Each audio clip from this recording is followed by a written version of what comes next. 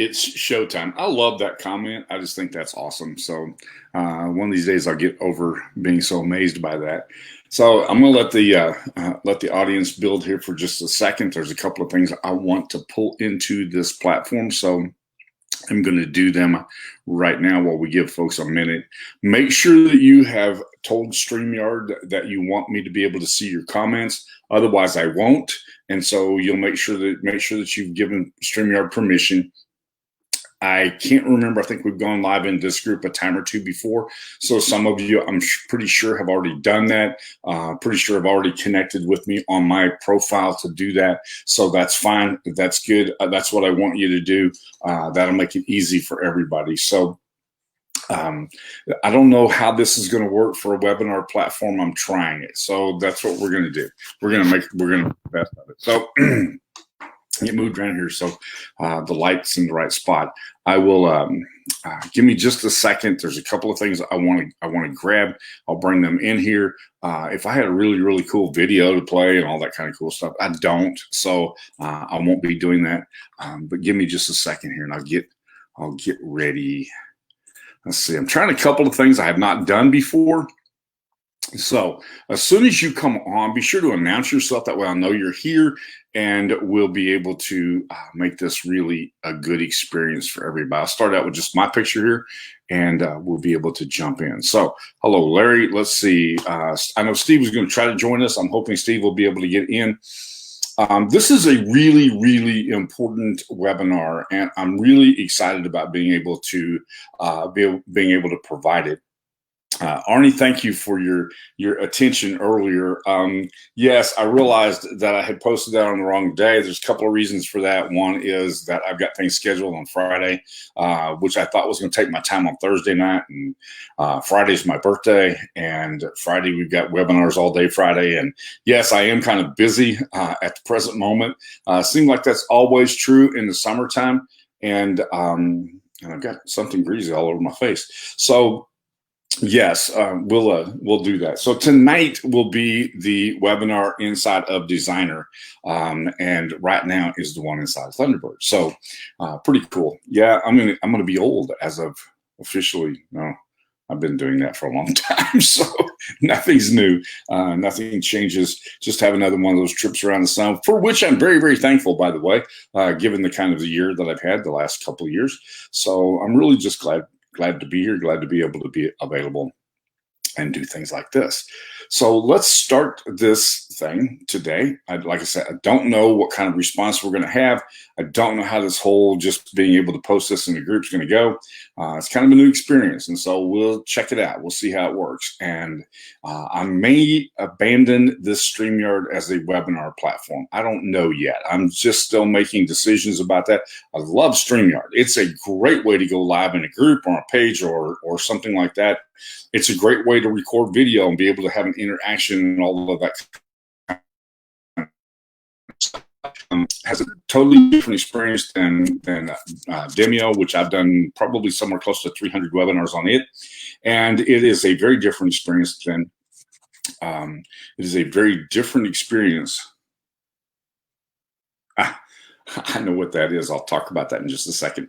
It is a very different experience than using Zoom. Zoom allows more interaction, and this is going to be a little bit different kind of a platform. We'll see how it works. Won't be able to see comments unless we're in this one group, so we'll just see. I don't know if this is going to work or not. I'm hoping that it does. I hope it works really well. I want to talk about the story because, as I said in my bucket talks this morning, which, by the way, is one of the longer bucket talks I ever do, I try to keep that to under 13 minutes. Today I topped right at 15, which is a little bit out of the ordinary for me. I'm also going to take the notes from this morning. I have transcribed them. That's one of the things we're going to talk about in the process here. I've transcribed those notes from this morning, or I've transcribed that video from this morning and turned it into an ebook. It's about a 2,000 word ebook, which is somewhere in the neighborhood of about 11 of those 15 minutes actually became usable and valuable content that, with a little bit of massaging, I was able to turn that into a pretty decent little ebook covering the topic from this morning. And I'm going to cover that just a little bit today in this webinar in a little bit greater detail And again, one of those refinements of how you take that across the process there. So let's do this. I'm going to give you the notes. We're going to take a look at the notes here, and I'm going to pop this up right now. This is actually, I'm calling this my StreamYard for Publishing notes, and nothing really sexy about that name, but that's okay. What we're going to do right now is find those notes because they're floating around here someplace right there. There we go. And I took this quote right here is from a group called Marketing Insiders Group. And I really liked the comment. And I'm going to go through this. I want you to see some of the things that are here that will really help you to understand the struggle that we have frequently. Let me see. Let me get this in the way. There, that's what I was looking for. Some of the struggle that we have when we talk about content. Brands face multiple obstacles when organizing the content function. First of all, could you make that sentence more complicated? That's issue number one. They must grapple with content proliferation, inconsistent and uncoordinated content creation, the lack of strategic direction in the content insights process, and the difficulty for consumers, customers, and prospects to find content that is relevant and timely. Now, I really like that paragraph, and when you break it down into its finest points, there is some amazing information there. Later in that article, we also have a strategy that's presented, and this is the 5-point strategy. Promise you, I'm going someplace with this. Clearly identify KPI aligned with the business mission. I want you to see what this strategy is. This is the methodical approach suggested by the author of this.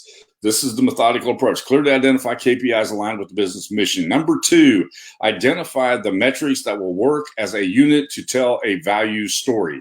Number 3, identify the sources of those metrics and pull into a dashboard using connections.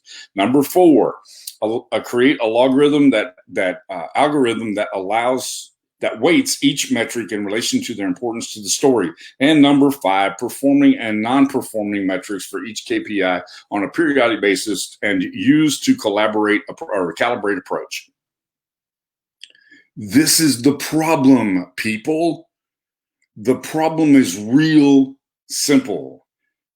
You put things out in terms that are not simple. It's the problem. The reason why people struggle, however you define the people, how the audience itself, the reason why the audience struggles is because there's not clarity in the communication of the content. This is an article addressing the biggest content challenges of 2020. And when I read the stuff that's in it, as valuable as it is, it has to be reworded in order to make any sense at all. Do you understand what I'm talking about when I do this? Do you understand the value of that? Let me know. Give me a comment because I want to see if we're going to be able to do this. But let me know. Does that make sense? Do you see the challenge that we have here? By not clearly communicating the content, we leave people wondering and looking for more. The way you build an audience, that's where we're headed with this. The way you build an audience is real simple. The way you build an audience is you eliminate from them the need to think about what you said, and instead of think about the implementation of what you said.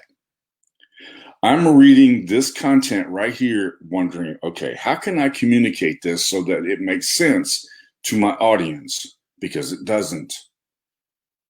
I mean, nobody uses terms like KPI unless you're in the corporate world.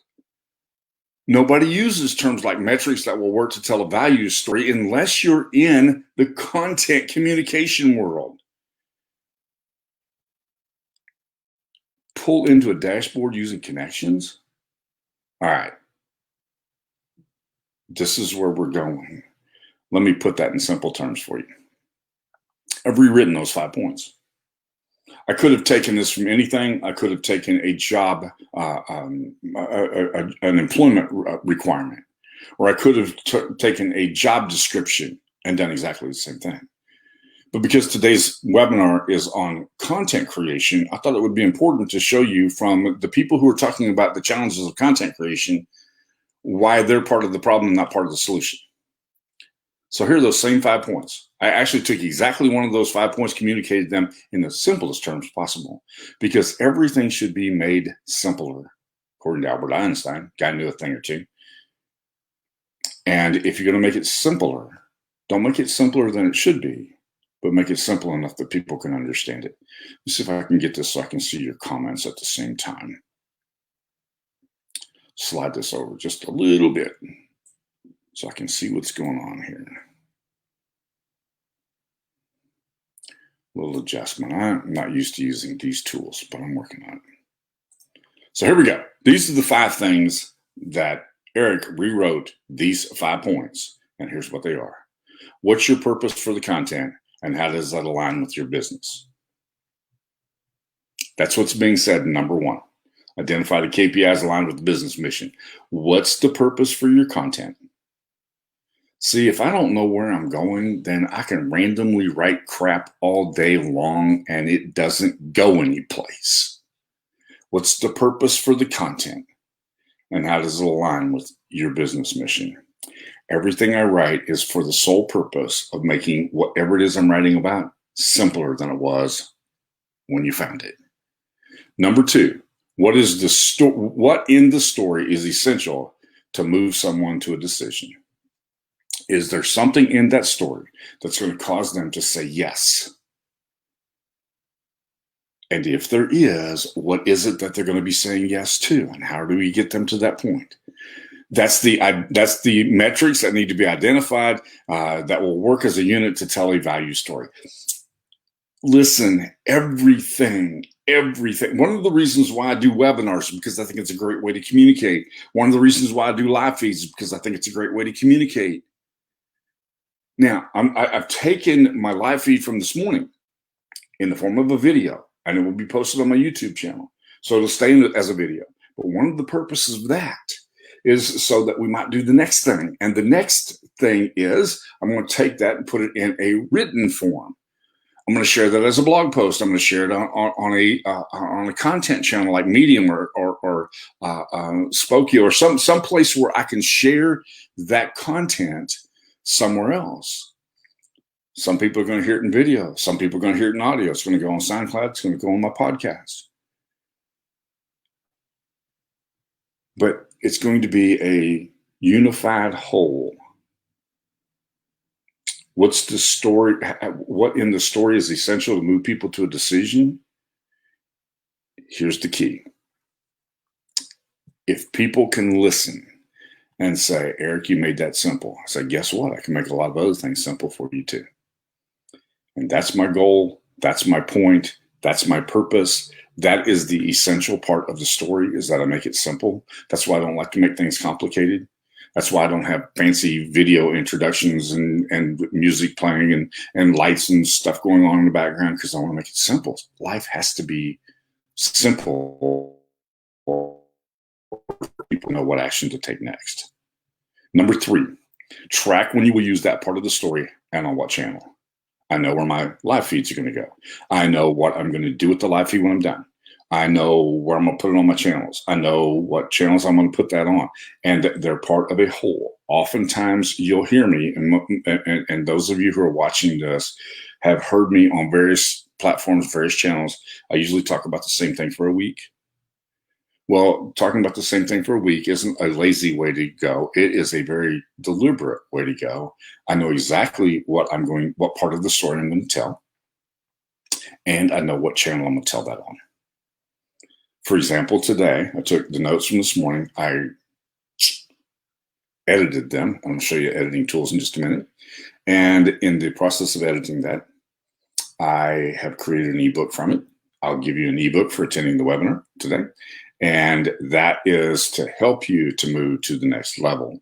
And all of that's intended to walk people through a process that makes sense. Number 4 that was created in the what are the challenges? Create an algorithm that weighs each metric in relation to their importance to the story.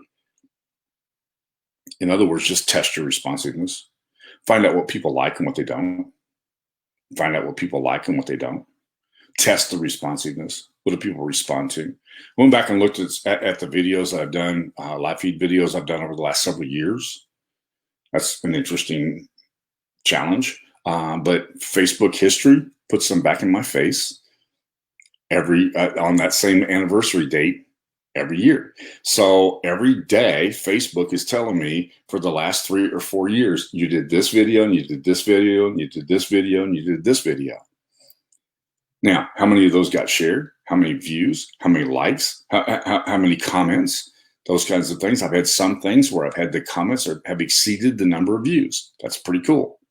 I've had other things where the number of shares blew my mind. And they always fall in certain categories.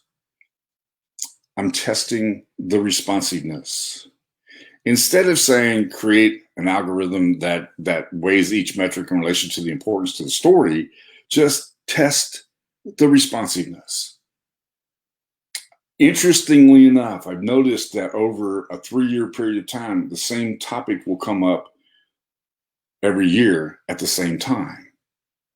And you know why? There's certain things that trigger. There's certain elements that trigger that. There's certain things that I think about at certain times of the year. Made this boneheaded mistake of posting something that will be tonight, which is typically on Thursday, but I've moved it to Wednesday. There's a couple of reasons why I moved it there. One of them is I have a birthday. Well, there's 2 things that I do I've done for years and years and years. Going clear back to when I was teaching school. I talk about the same thing. I talk about 2 things. The joy that I have as a believer in Jesus Christ of being born on this side of the cross. And second, being born in this country. Because my birthday is the day before Independence Day. Those 2 things always go together. So those become a theme of something that I write about every single year. That same occurrence comes up every year. Does that make sense to everybody? You understand why you say, okay, there's certain things that always come up at certain times? That's the reason. That's the reason for that. Now, let me give you the 4th one, or the 5th one. 5th one, they said, analyze performing and non-performing metrics for each KPI on a periodic basis and use that to calibrate your approach. Put in simple terms, do more of what works and less of what doesn't. Which one of the 2 are easier to follow? This is a test. Which one of those 2 things are easier to follow? This one up here or this one down here? Because the truth is they say exactly the same thing. They say exactly the same thing.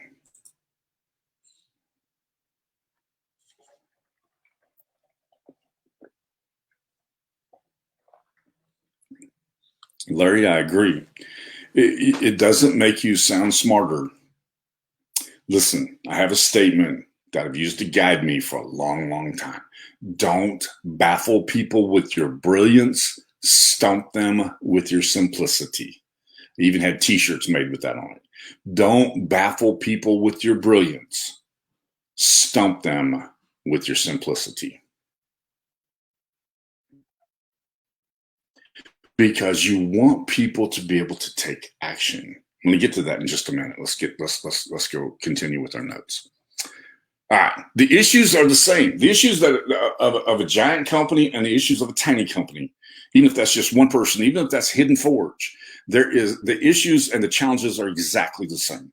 That is to build an audience that will respond when you ask them to. It's always the same. You do exactly the same thing. But the budgets are different. Does that make sense? So the issues are the same, but the budgets are different. Here is what I think is a little bit better direction. Your content needs to be published frequently. This is easy to follow. Publish frequently based upon the buyer's journey and mapped to certain keywords that are related to your business. That's easy to follow. That's something that's easy for people to be able to get a hold of, and they can make that make sense, okay?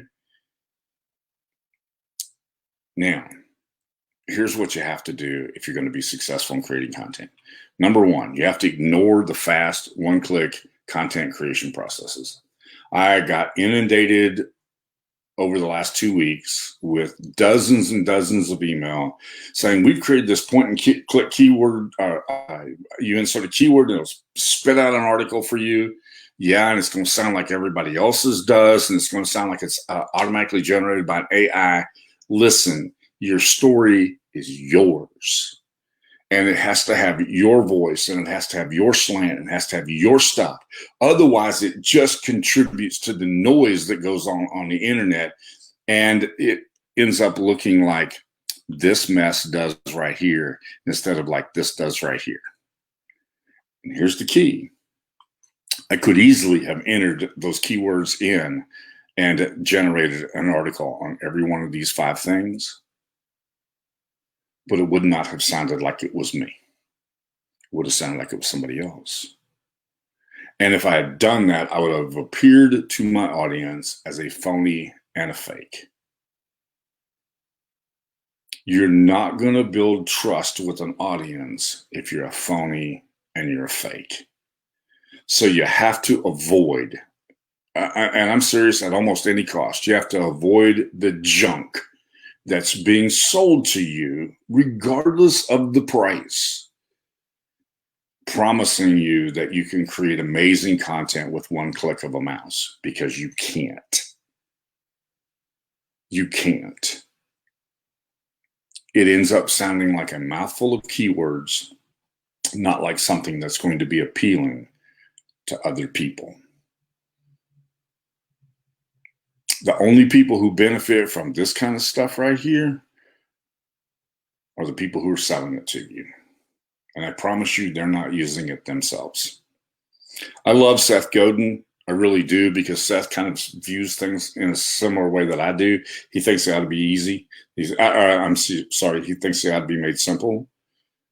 I like what he says here. This is a brand new program for him. He just started a podcast not too long ago, and this is what Seth says. Seth's one of the marketing gurus in the world, and the reason why I follow him is because he doesn't pretend that it's one point click simple. What he said is this: you need to play a different game, and your game is slow and steady. Slow and steady. I once had my live feed audience built up to almost 300 people would watch me on any given day. And then somebody made a few comments that were very, very politically motivated, and Facebook, boom, bammed me. The next day, my audience was 6.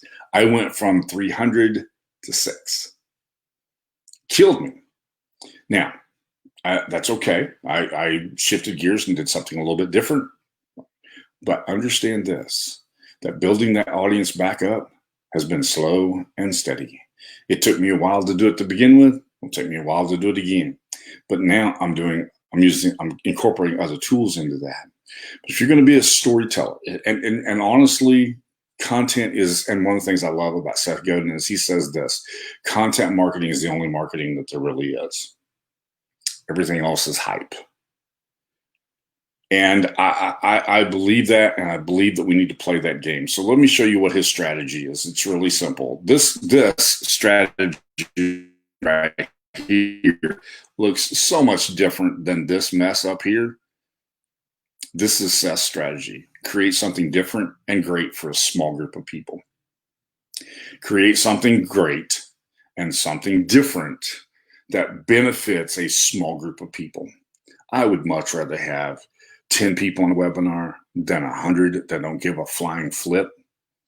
Both of you that are watching right now that I can see have heard me say over and over again, don't bother me in the middle of my webinar about a replay.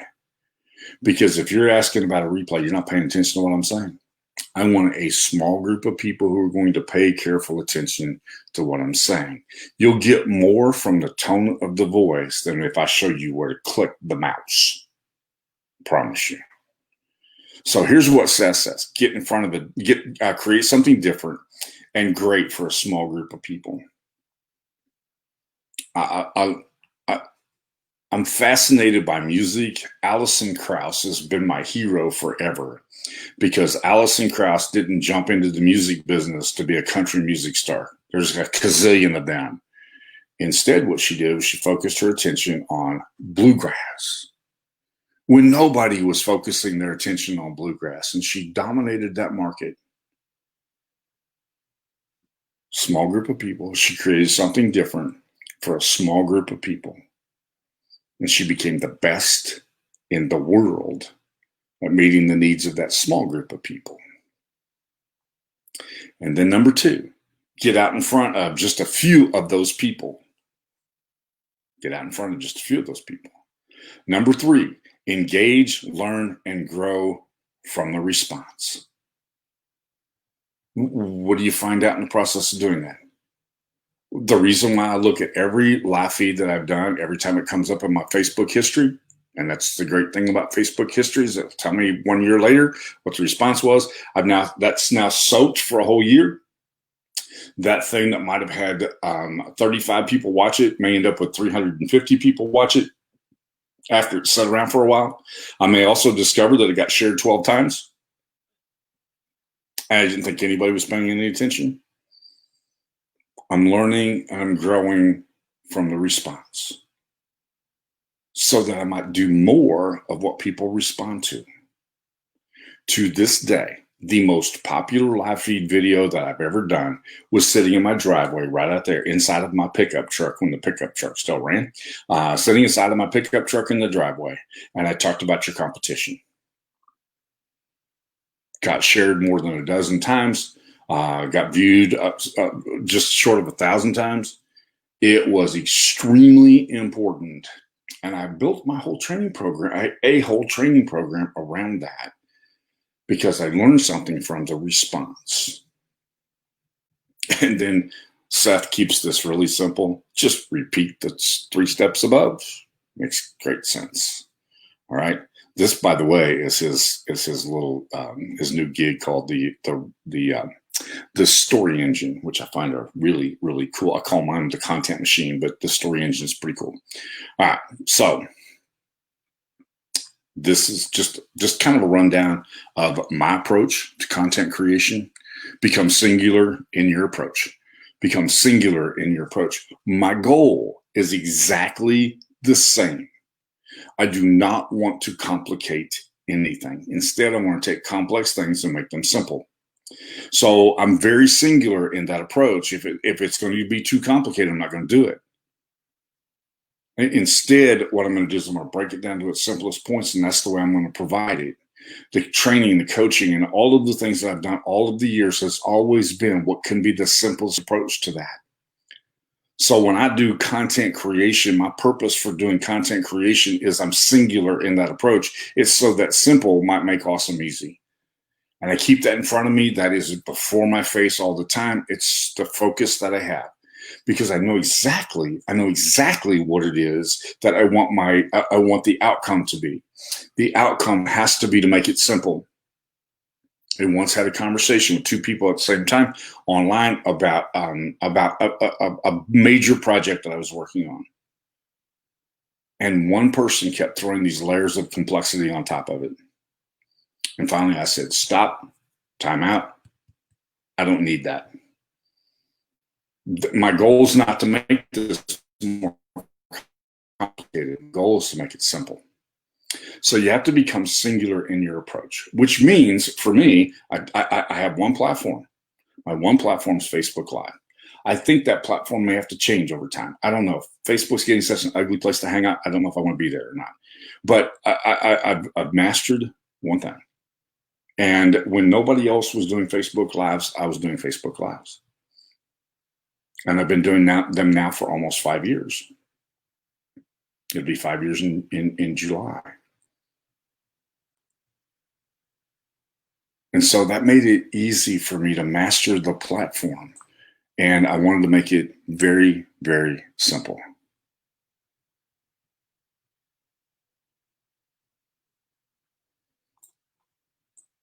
Okay. Number 2, create for yourself what you plan to create for others. Very important. I create content every single day. Every day. Every day I write something. I posted in the Picasso group the other day, one of the groups that I manage. I posted in the Picasso group the other day that you should write 200 words before you have breakfast.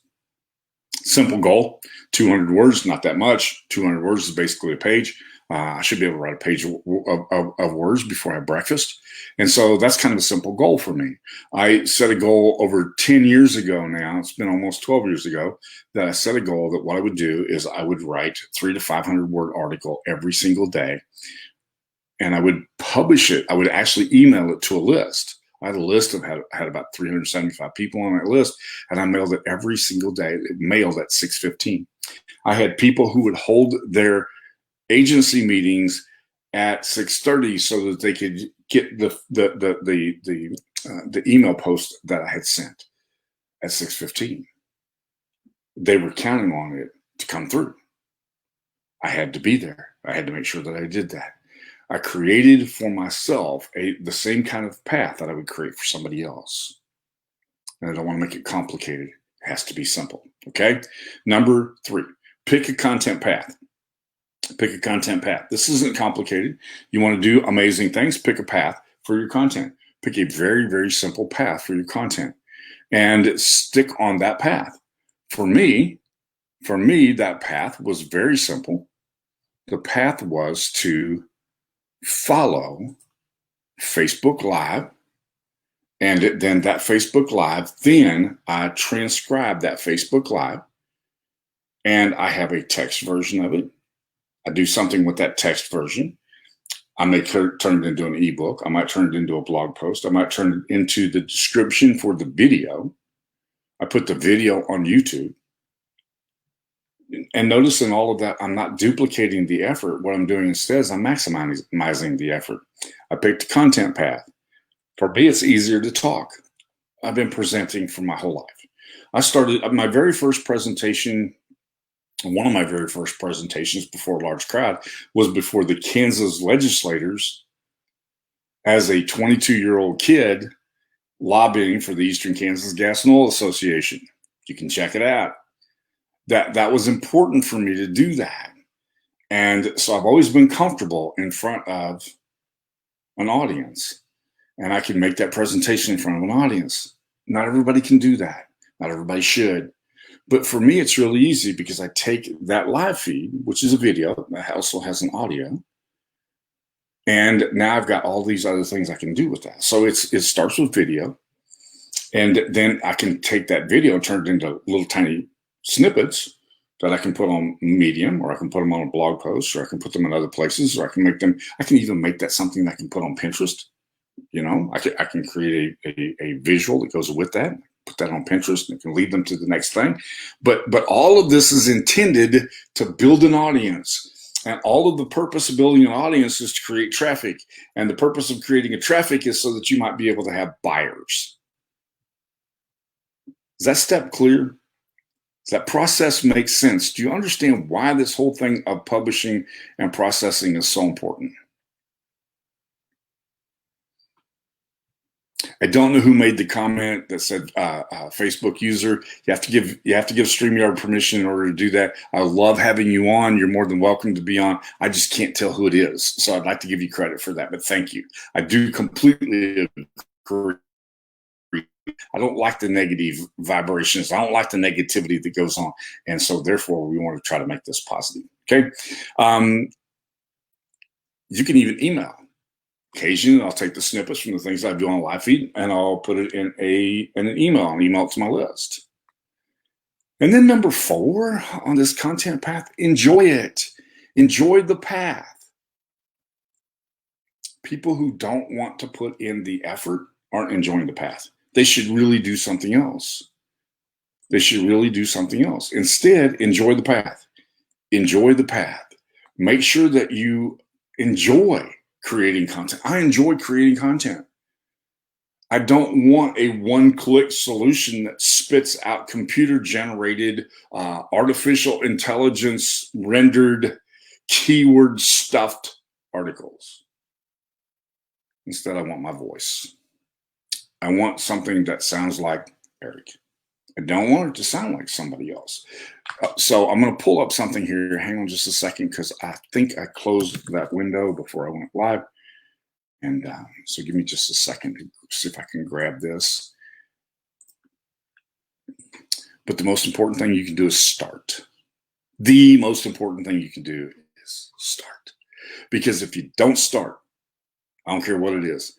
You say, Eric, I'm not a very good writer. Doesn't matter, right? It's not hard. I made all my students, when I taught school, I made all my students every day write a one-page paper. Every day. Every day. Students that had me for 4 years had to write a one-page paper every day.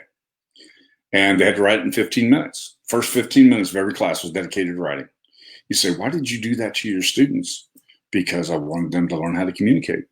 And I wanted them to learn how to communicate in written form, because I feel like that in today's world, written form is extremely important. I know we have video. I know we have TikTok. I know we have Instagram. I know we have all of these other sexy platforms. But what people still consume is written. And if you can write well, you can do all of those other things. If you can write things down, then you can do those other things. Then you have content for those other things. Interestingly enough, I always have notes. I never follow them, but I always write out the things that I'm going to talk about. What this is that you're seeing right here, what this is over here is my favorite tool. I'm going to talk about tools for just a second. It's my favorite tool. It's called Evernote. And I have notes in Evernote that go back to 2009. It's filled with stuff. When I save a snippet from a URL or from a blog post or from an article that I read someplace, I save it in Evernote because I can sort it and I can find it. I can bring it back. And I have it. It becomes very valuable to me that way. And then I can also take notes. I can take notes on Evernote on my phone while I'm cruising around doing whatever it is that I do. While I'm fishing with my grandson, I take notes on Evernote. I'm never without some place where I can put stuff, and I need to be able to put stuff so that I can pull it back up later. And I save it by keyword. And saving it by keyword makes it really easy. I'm going to do an entire video series on Evernote. I've been beta testing their latest version. It's now become permanent. They've saved all of those things, and so now that I've been able to explore all of that, gone through the beta testing of it, I love it, and I'm going to be able to share that with you all later at a later date. But this is where I actually have the notes for today's presentation. So give me just a second. I want to pop this Google Docs out so you can see this, where we're going right here. Do you see this? What I want you to see right here is that I use Google Docs to write. Now, some people use Word, and that's fine. There's nothing wrong with Word. Word's a fine tool. I use Google Docs because I can access it from a hotel someplace. Or whatever I need to do. I don't have to have it on my computer. I can actually access it from other places. And for me, that's very appealing. The other thing is I can use the share link right here to be able to import that into Designer. And so I use Word now. I did actually purchase that, Arnie. You'd be proud of me. But I use the tools that are available as add-ons in Google Docs. And this is one of them. This tool I used, I actually just took the transcription of the live feed that I did earlier. Transcription of that, and I transcribed it. I grabbed just the text and I pulled that text over and I dropped it into Google Docs. When I did that, notice this number right here. Can you see that number? I don't know if you can see that real well or not, but that little number right there, see if I can get this so it's easier for you to see. This little number right here is 102. That's 102 grammatical mistakes were made. And the reason is very simple. I talk in run-on sentences, as does everybody else. And because I talk in run-on sentences, it's going to identify a whole bunch of things in my transcription that are junk, right? Now, the very first time I ever saw anything written in red on something that I wrote, it embarrassed me. I never liked to be corrected. I made really good grades in school. I never worked at it. Things were very easy for me. And now I see 102 mistakes, but there were mistakes I would have corrected anyhow. So I have this up, pull out the 102 mistakes, then notice what happens after about 20 minutes of editing that 20-minute video or that 15-minute video. I have 10. And those 10 are going to stay because those 10 are uniquely me. I still want this to have my voice, right? I still want it to have my voice. I still want it to sound like Eric said it because I did. I just don't want it to look like this, where the saying of it becomes offensive to other people because they say, nobody talks like that. Nobody talks around and say, do you know what a period is? Can you use a comma? I don't want that. Does that make sense to you? Do you understand what we're saying? I need you to respond back to me just a little bit.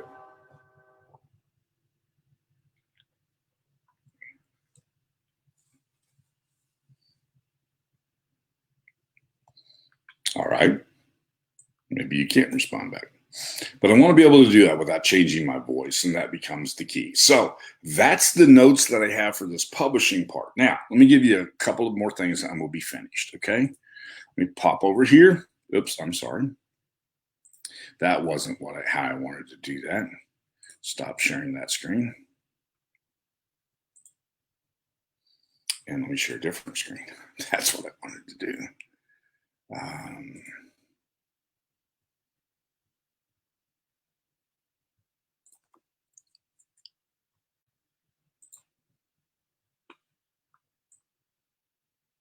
All right, this is my Google Docs document.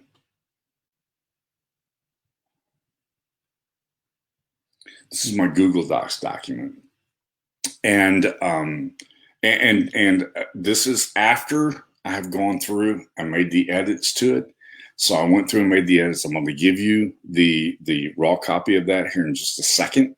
And I'll put that down below. Let me see if I've got this. I do not have that in a hosted site. So I will have to put it in a hosted site and I'll drop it in the comments when we finish. But this was really easy to do. Now let's take a look at that document. Because I have now, I noticed because in my notes, I have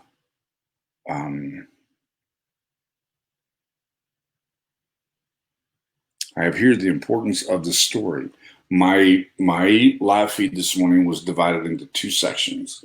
One was the importance of the story, and the other one was 4 essential elements that you needed to have, or 4 essential reasons that you needed to have for telling the story to begin with.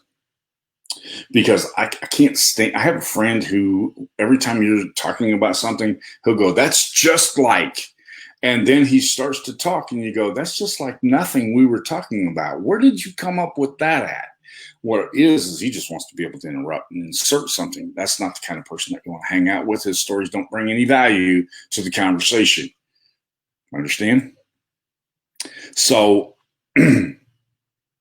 but I have now, I can take that section. Let me do this because this will make it easier for me to read this, okay? I'm having a hard time seeing the screen this afternoon. So let me grab all of that.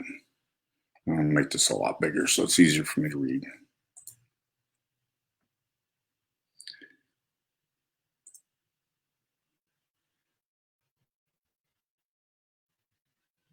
Let me ask you this. Would this title right here make a good blog post? Would that title make a good blog post? Anybody able to respond? Do you think that title would make a good blog post? So I can take the first half of that and create a blog post, right? If that would make a good blog post, I can take the first half of that and make a blog post out of it. And then I come down here and I look for other things, okay? And about this, okay? So we just go down through this and take a look at it. What about this? I don't have a story. People tell me that all the time. I don't have a story. Yeah, you do. You just don't know what it is. Now, the reason why I call this, let me give you a little insight here. The reason why I call this the powwow, I'm not trying to be offensive to American Indians. I'm not. Happen to be one. Yeah, in fact, my grandmother told me this, and this is the reason why I like to use the Indian slant, okay? Reason why I like to use that little slant there is because this is what my grandmother told me when I was 12. She died the year I was 12. And she said the most amazing thing. She said, Eric, when you look at the history of the world, which I thought was a pretty good challenge in one day to look at the history of the world in this conversation. And she said, when you look at the history of the world, you have the communication falls into these categories.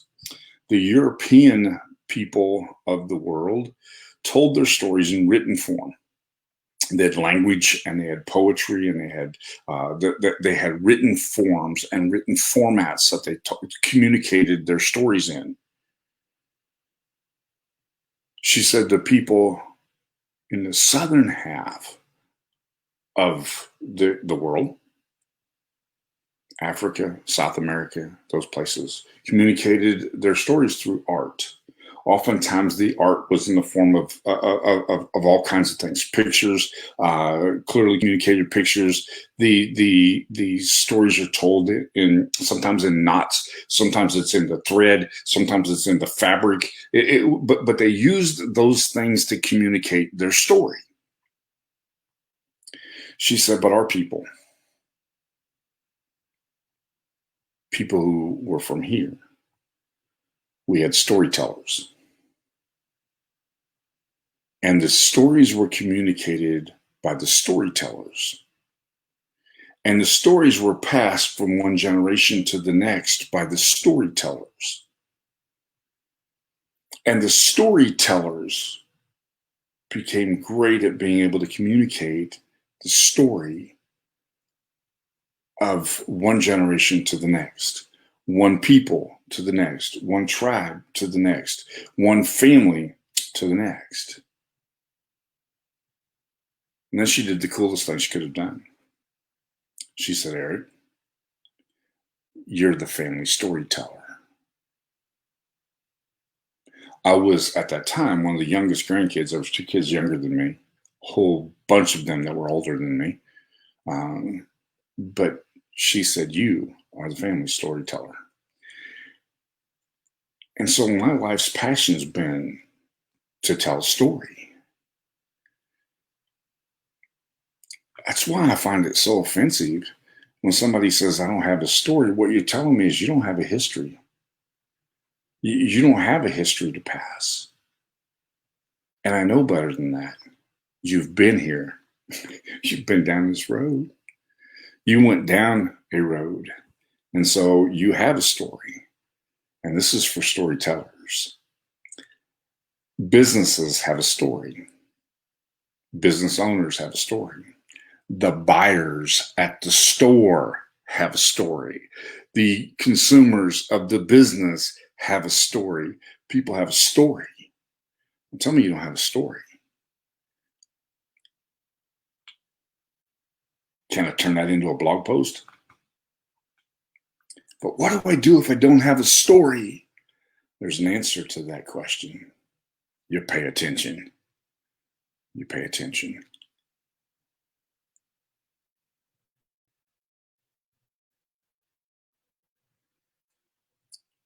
Lots of things that you can take from this 15-minute webinar this morning, or this 15-minute live feed this morning. And you can get from that all kinds of things that I can use in all kinds of places. So I don't have to do the same work over and over and over again. What I do instead is do it once and then repurpose it over and over and over again. The great J. Conrad Levinson, in the book, I don't think it's in the book, I think he just made the comment, said that there are at least 52 different ways to repurpose your content. 52 different ways to tell your story. It might be a live stream. It might be in a video. It might be through pictures. It might be all kinds of things. But there's a place for the storyteller. And I think there's an amazing place for a storyteller connected to business. I think we have a huge business opportunity being able to tell people's story. I think we, those of us who represent a generation that is on the back half rather than the front half of our lives, I think we've got something we can share with the rest of the world. I'm so glad somebody said to me when I was 12, you, my son, are the storyteller. Because there's a story to be told. Don't let people tell you I don't have a story, because they do. You may be able to help them to tell it. All right. Any other questions as we wrap up this afternoon before tonight's webinar? I will take questions or comments. I apologize for not having the ebook ready with this in it. I actually have it done. I just don't have it hosted anyplace. Anything else? If there's nothing else, then we're going to wrap this up. We're going to call it an afternoon. Hopefully this has been helpful to you. If so, I would love to hear your comments about that. Be sure and tell me what you thought was valuable. Tell me what you want more of. Tell me what you don't want more of. But help me to take the responsiveness that you have and use it to build additional things for people in the future. Okay? Let's do that. Let's do it together. It will be very helpful if we can do that. Okay. Thank you for joining me today. I look forward to talking to you whenever and wherever that is, with the multiple places where I'll be the remainder of the week.